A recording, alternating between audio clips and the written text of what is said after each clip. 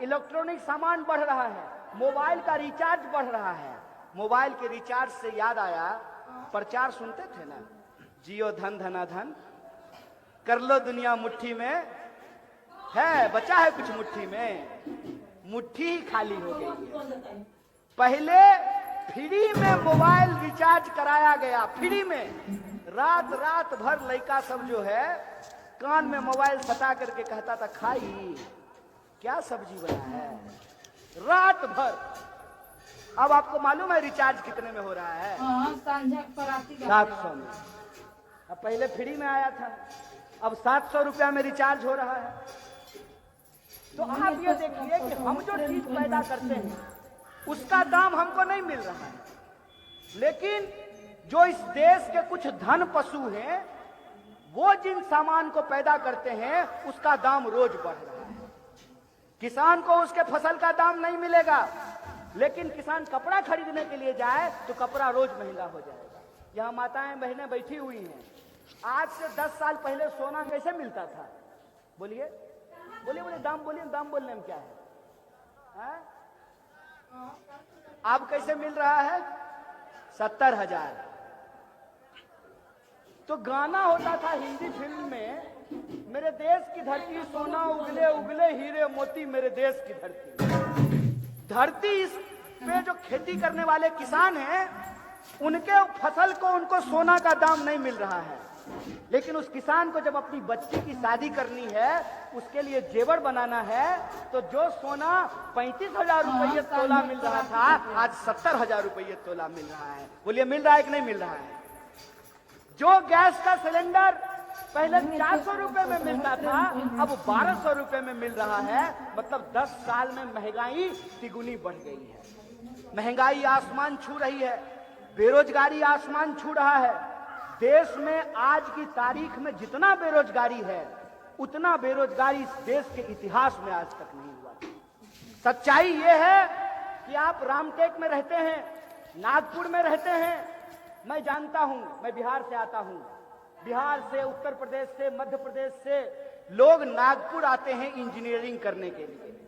कम से कम 100 से ज्यादा इंजीनियरिंग कॉलेज होगा रामटेक से लेकर के नागपुर तक।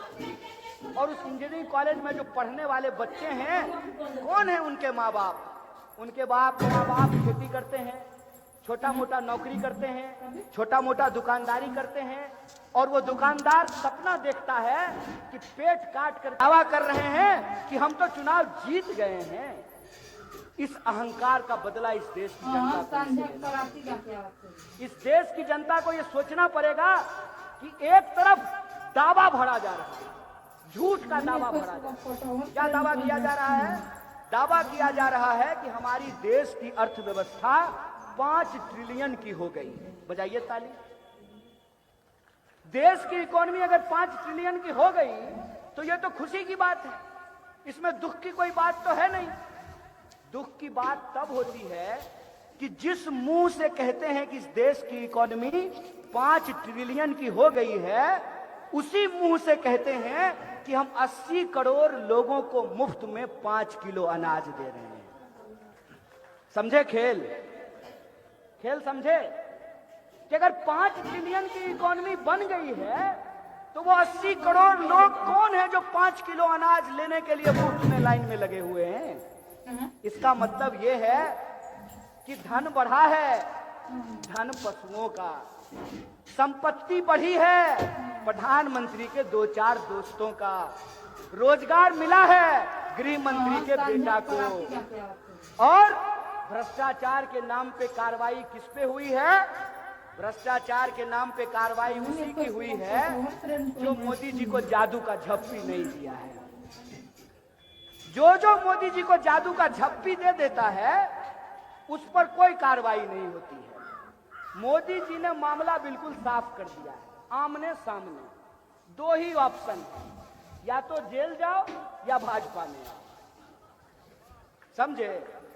तो परवेज साहब जो हैं वो अगर भाजपा में गए हैं ना तो इसलिए गए हैं कि उम्मीद लगाए बैठे हैं कि कहीं जनता 400 के झांसे में आ जाए, रामटेक की जनता को अगर एक बार और ठग लिया जाए तो जेल जाने की बजाय पार्लियामेंट पहुंच जाएंगे। ये मुंगेरी लाल के हसीन सपने हैं।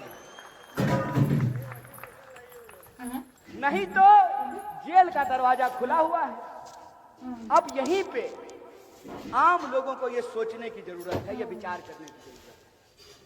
बीजेपी का एक कार्यकर्ता मेरे पास आया और बड़ा जोर जोर से बोले सुनो जरा संभल करके बोलो, कल को बीजेपी अगर ज्वाइन कर लिए ना तो मौसा मौसा कह करके हाथ जोड़ना पड़ेगा। बेचारा भाजपा का कार्यकर्ता तो अलग पेशो पेश में, आपको भी जानते हैं, खुल करके कुछ नहीं कह रहा होगा, घबराया रहता है, पता नहीं कौन कांग्रेसी कब भाजपाई बन जाए।